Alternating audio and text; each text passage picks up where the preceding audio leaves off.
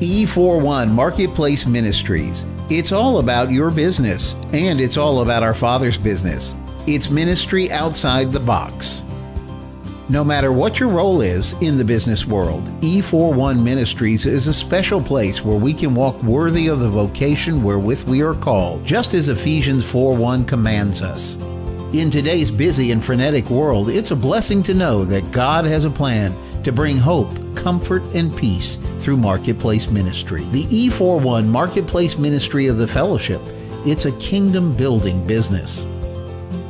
Hello, I'm Kerry Fink with E41 Marketplace Fellowship, and I'm here together with Dave Robinson, also with E41 Marketplace Fellowship. And thank you for joining us today. We're excited because we have a couple of very special guests with us today. It's Rob Dixon. Hello, Rob. Good to see you. Rob is the CEO of Sentinel Care, which is a excellent guardianship and senior care management firm. And we're going to talk about that some more. And also Jaime Engle, good to see you. Thanks for having me. And Jaime, you describe yourself as a author, you said tutor, and stay-at-home mom. That's correct. So we're going to explore all places of Marketplace Ministry today. But before we get into that, Dave, let's take a minute and talk about what E41 Marketplace Fellowship is really all about. Sure, Kerry. The E41 comes from Ephesians 4:1, where the Apostle Paul told the church, walk worthy in the vocation wherein you are called. And the word vocation is better translated calling.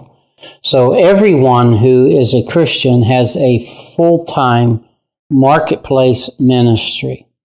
And the E41 Fellowship is part of the Full Gospel Fellowship out of Irving, Texas, which was started by Gordon Lindsay and 18 other men in 1962. He also started Christ for the Nations Bible Training Center. And a few years ago, we were talking about the other group of ministers that are marketplace ministers. And because a fellowship's not an ecclesiastical organization, it is strictly a fellowship of people of like faith, that we should encourage and embrace all the ministers. And so 3 years ago, they actually created a place where marketplace ministers can now join as full members. And our goal is to create a forum for marketplace ministers. Given today's technology, it's going to be very easy to do to get people from around the world, because we have members in over 60 nations now. And so we want to build a bridge between the traditional church leaders and the marketplace leaders and form one team for world evangelism and to advance the kingdom. Now, one of the things that's interesting is one of the hats you wear is you have coaching for ministers, and you actually work with pastors and church leaders, and you help them understand and connect here. Would you mind explaining a little bit about how you connect or how you help the pastors and the churches connect what they're doing on Sunday and making them even more effective at motivating may not be the right word, but empowering the congregation to really go out and be part of expanding and amplifying the messages that are taught in the church. One of the reasons I named our ministry Coaching for Ministers is not that it's limited to church leaders, but all ministers. And that gives me an opportunity to explain how everyone is a minister. So many times when I go in and speak at a church, and I always ask the pastor for permission, but I ask all the full-time ministers to please stand on Sunday morning. So normally I know who's going to stand, and I give them all the attaboys I can and thank them for being there. And then I turn to the audience and I say, you're not in this full-time? I don't understand. I'm a little confused now. What is it, part-time, sometime, when available time, or are you full-time? And so I'm glad I came today, because we're going to be able to send you out of here today as full-time gospel ministers in the marketplace. That helps me help the church leaders understand Ephesians 4:1 and 4:11-16, how they connect together. So everyone is a minister in my world if you love Jesus.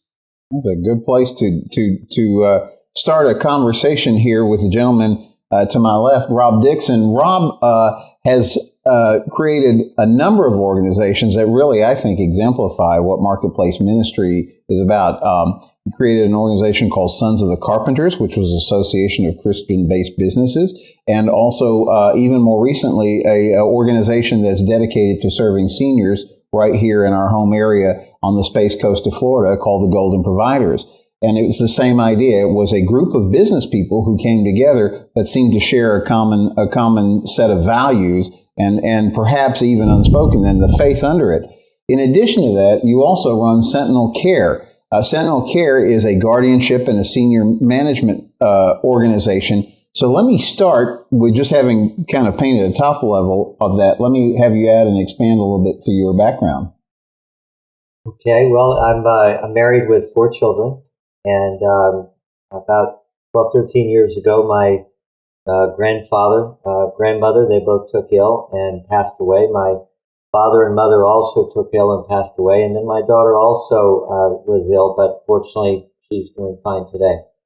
So that introduced me to the whole world of case management and how much it was needed in the community. My brother is an attorney as well as my dad was, and they both encouraged me to get involved in senior case management. And so about 7 years ago, I took the courses, became state certified, and started becoming really a son, I suppose, although son for hire, to the elder community, so that as the seniors need someone to come alongside them to help them in whatever areas they might need, paying their bills for them, helping them with doctor's appointments, managing their money, helping them with end-of-life issues, and then once they do pass, to be able to, settle their estate and stand in their shoes to do as they would have wanted done, to make sure that happens. And so, as a case manager, I work for somebody else. As a guardian, I'm court appointed by the state of Florida through the 18th Circuit, and then I act on behalf of them as a court-appointed guardian, which is somewhat similar to a natural guardian, which would be a parent of children. Well, one of the things that's interesting is I know in some of the discussions we've had before, you often get called in at a point of major crisis. Something has happened, and now you're literally arriving on the scene and trying to figure out how to keep it all moving in the right direction. And that probably presents you with the opportunity to see people at some of the most difficult times when they're confronting some of these really complex choices. How do you ever find ministry opportunities within that, or what kind of are there stories that come out of those kind of experiences? Well, I was actually speaking to Jaime earlier on because my preference is to swim upstream and try to engage people prior to a crisis happening. You've heard the old adage, if you don't plan to fail, or if you don't, let's see, now I forget. Fail to plan. Fail to plan. Yeah. And plan to fail. And so I've been working on trying to help empower the local community of churches to train their people to help the elder community. And so that when something bad does happen, that they don't already, there's not a crisis in place because we have everything in place ahead of time. And so stepping into a crisis is very difficult. It's also very expensive because I'm running blind trying to locate assets, trying to find who their doctor is, what allergies, what the medications they take, and they might have a loved one at home that they've been taking care of. So it's a very bad situation when I come in after the fact. Right. Well, it's interesting because along the journey, I think part of that caused you to consider forming this network called Golden Providers. And Golden Providers sort of became, as I would say, one part Better Business Bureau, one part referral mechanism so people in the same industry could be connected. But there was also another part that was very strong in this, which was the accountability part, where you actually wanted vendors and people who were caring for seniors to be committed to a certain standard so that nobody was ripping, somebody off or things like that. That's a very interesting thing. And one of the things I noticed as you assembled the people, that they were very, very like in purpose and philosophy. Could you explain sort of how you came up with the concept and what made you think to go in that direction? Well, the earlier adventure I had was Sons of the Carpenter, and that's where I pulled together Christian businesses that had a heart for ministry and also worked in their vocation, whether it be as an electrician, a plumber, a medical doctor, an accountant, a financial planner, a lawyer. And that was 2001, 2002. Around 2007 is when I started to come up with the help of two good friends of mine, Robin and Lisa. And we came up with expanding on that to look after the senior community, holding each other accountable. And yet, because we had not many, but a couple of dear friends that were not Christ followers, we wanted to include them. And so we ended up with an organization a couple years ago that had 65 businesses in both the blue collar and white collar side, looking after the needs of the elderly, including the trades, the plumber, the contractor, the handyman.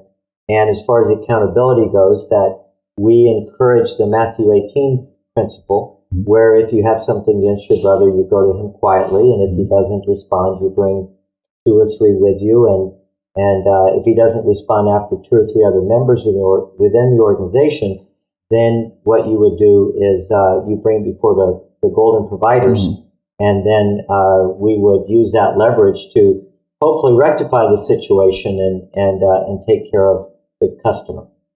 It's an important way to work that. We're gonna talk a little bit more about that. Jaime, let me talk to you for a minute and say, it's interesting byline under your name: author, tutor, and stay-at-home mom. So when we're talking about marketplace ministry, maybe let's start with the last part of that first, stay-at-home mom. That almost sounds like an oxymoron, but I don't think it really is. Right. Well, to me, I feel like I have a good opportunity because everyone I come in contact with is a relationship. Whereas when you go to your job, your primary reason for being there is to work, pay your bills. I have the advantage, I think, that when I go out with my kids, when I go to a park, when I go to the dog park, I look at that as my mission field. And I know God sends people to me at the dog park, of all places, every day. It's just, I feel very blessed. That's neat. And now let's work backwards through it. Then we talk about tutor. Talk to us about that. How does that work? Well, I tutor a lot of homeschool students, and most of them are believers. And I think it's such a great opportunity to take young kids. I have 3 young 15-year-old boys that we have in essay class. And we read fiction and we read nonfiction. And we just finished reading God's Smuggler. And it was so amazing to sit with these boys. And I remember being 15, and I wasn't raised quite as God-focused in the moment as they were, I think. With the schooling anyway. I went to a public school. So to hear them talk about how this book affects their lives and to be able to ask them, well, what's your mission field? And they all had an answer. So here's 15-year-old boys that already know their mission field. And I think it's a privilege and such a weighty responsibility to teach, not just writing, obviously, but to teach boys and young children the impact that their words have. Well, before we jump to author, let's stay on that for just a moment, because it's an interesting dynamic because it mirrors the workplace. You mentioned that your school experience versus working with the children that are being homeschooled now. And I assume maybe one of the reasons that their parents have chosen to homeschool them is because they want to be sure that they're growing up with a certain set of values that they may not necessarily have an opportunity to access in a typical school environment. And that's a little bit the challenge. We're going to talk about some of the things that we see in the workplace, particularly when it's really super politically correct, things we can do and we can't do. How do we respond as Christians in that situation? I think that's part of the whole idea behind the E41 Marketplace Fellowship. But how do you contrast what you see with your own experience growing up in public schools versus what you see happening with these kids when they are having the opportunity to be learning the word from an early age? I mean, I went to church, so I grew up in it, but I do think it's very advantageous for them, and they get to live it every day. You know, they don't have the schedule of school, so to speak, as regimented, and that they have to waste so much time that I know most public schools do. And they get to go out and do church ministry work, and they get to volunteer, and they go out in their community. They go to, the homes where the elderly are kept, and they just get to do more, and they get to experience more. And I just think it's really cool to be able to be there and stop them and say, wait a second, someone gave you a word. Well, why didn't God give it to you? There's nothing wrong with that, but let's filter this. Let's pray about it, and just to teach them those steps in being a Christian and being a believer, just like I would teach my kids, wait a second, we look both ways before we cross the street. It's just taking those life lessons and bringing them up to their age level. Okay. And that would probably segue us into author. Tell us about what you do as an author. Okay. Mostly I write children's books. I want to write fantasy stories and science fiction stories that have a biblical perspective. I want to make sure that when someone reads my book that they have something interesting that they may not have known if they're not a believer, that they can go out and research. I love history, so I tend to write historical fantasy, historical fiction.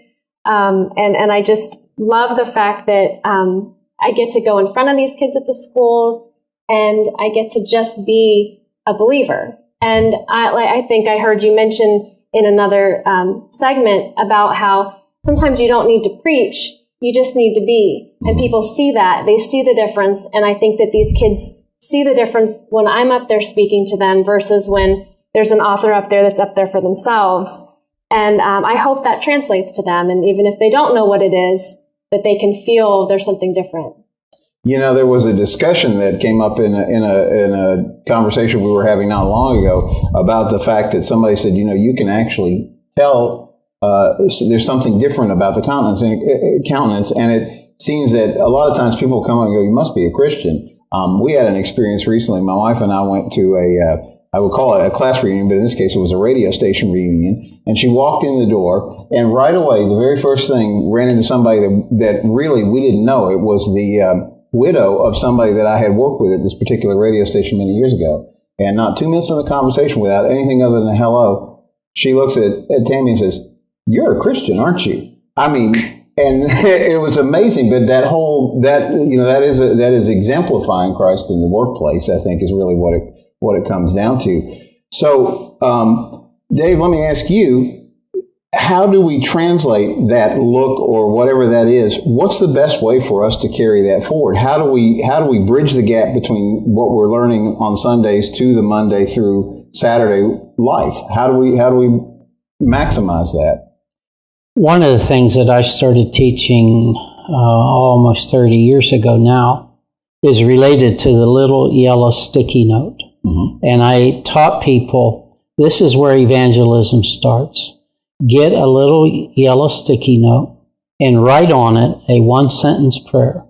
Lord, help me be sensitive to those you're going to put in my life today. Because part of evangelizing in the marketplace is being sensitive to what's going on in the spirit world before you move into the natural world. And when you get born again, your spirit gets regenerated, but it has to be trained to be sensitive to what's going on around you. And that's one of the things that the church leaders can teach or should be able to teach their marketplace ministers is how to hear the voice of God in the spirit before they start delivering the message wherever that is. And so that's one way we can translate that. It's having presence. We talk a lot about having presence when you walk into a room. That's a God-given gift that when somebody walks into a room, they just kind of light it up, whether they're a Christian or a non-Christian. And so when a Christian walks into the room, whether they have a bold personality or a timid personality, if they're tuned in to what's happening in the spirit world, God's going to be able to use them then and draw out of other people what God's put in them as well. When we get into this discussion, because it really is so much of it these days, so I just kind of want to open this up for the three of you to comment on, as serious believers, and you work your way out into a secular marketplace, And you find us living in this very politically correct world.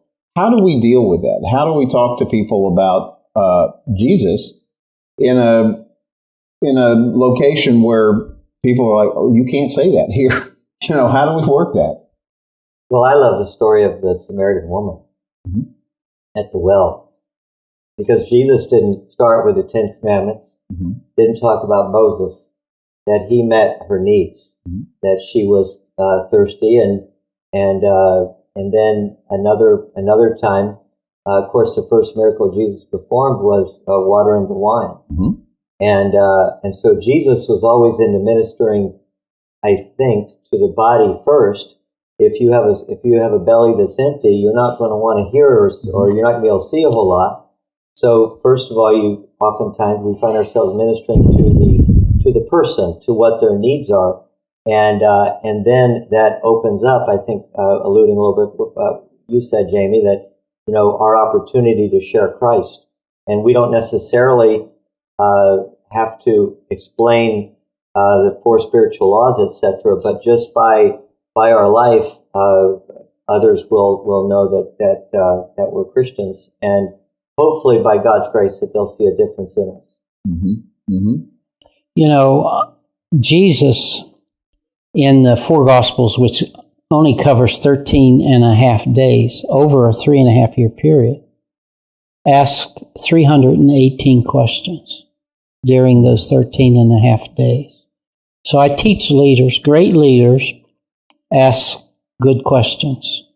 Good leaders respond to questions, and poor leaders have all the answers. And so rather than going into the marketplace and telling people about Jesus, go into the marketplace, bring value, as Rob said, to the situation. That will automatically give you then the platform and the opportunity as the Spirit makes room for your gift in that situation at that time.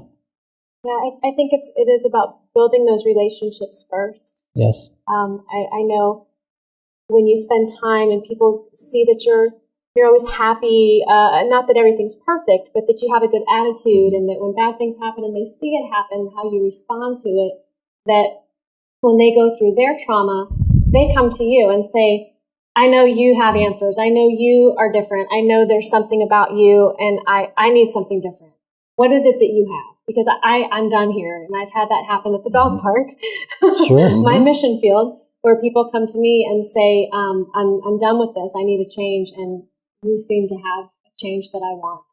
When you say that, it really reminds me of something that you had mentioned, that what you have really put your finger on is the fact that at no time like now are people more ready to find an answer that really works for them, as other things that they may have relied on in the past seem to not necessarily give the result that maybe it once did or whatever, that there is a sort of a hunger. And it really, to me, suggests that the time is more right than ever for people to begin learning how to tap into this. And I think one of the great points for E41 Marketplace Fellowship to really make that difference is to, if it's kind of like if you have the church on Sunday representing a certain power aspect in teaching and providing word and education and instruction and that part. But if it's kind of like that's the motor, and then we have the drivetrain. And if we could get that linked up in the right way, when that part happens on Sunday, and then now the congregation is really deputized, if it may be the word, to really work with that, and they're equipped to work with that powerfully in the marketplace. It's amazing what could happen in the community. I just want to ask, do you have a comment on that, or? Well, I think Rob mentioned it earlier about positioning yourself. When the church is together on Sundays, that's the preparation. When you go into the marketplace, that is the positioning. And then you allow the Holy Spirit to do the promoting. And if we get that order confused, sometimes we're not as effective as we need to be and could be. And so I think it's about preparation, positioning, and then I'll let the Holy Spirit do the promoting.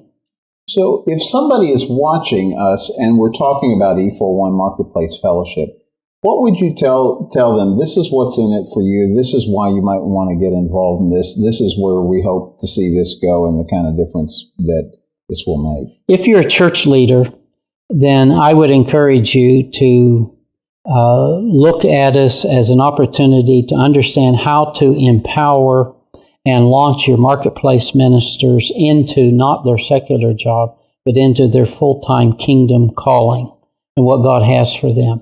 If you're a marketplace leader, then look at us from the perspective that we can help you become more effective, because we're going to create a forum through current technology where you'll be able to connect with people from all over the world who are in the same marketplace you're in, just in a different location, and also help you understand the church leaders and how you relate to them, how they relate to each other, and become an effective team in the marketplace.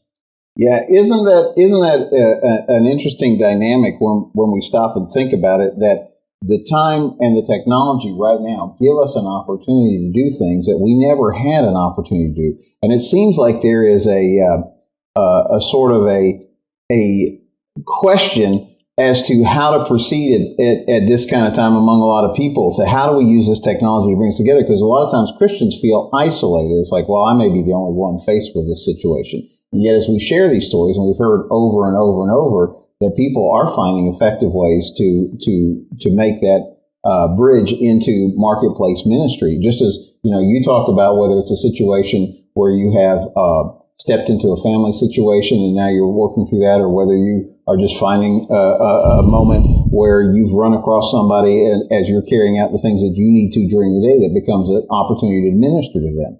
And really, that I think is the thing that brings us all together for E41 and the whole idea. Could you kind of capsulate that for us? What's the next step somebody should take if they're interested here? Well, you're creating a platform for us, Kerry, and we want to thank you for doing that on part of the fellowship, and also a website and opportunities to have that dialogue and that forum. And so they can look forward to, in the next few months, all that coming together. And if they're interested, then just thefellowshiptoday.com, and they'll find a lot more information in the few months to come on how they can become a part. Well, thank you, Rob. Thank you, Jaime, for joining us. We really are blessed to have you guys here, and thank you so much. And we just look forward to seeing you at E41 Marketplace Fellowship.